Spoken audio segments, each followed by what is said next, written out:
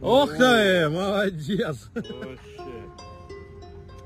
Если бы там Сура была, ты бы сбила. Видишь, бутылки просто неравномерно лежат.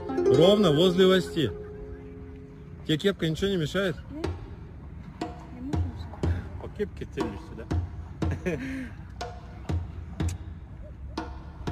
Давай.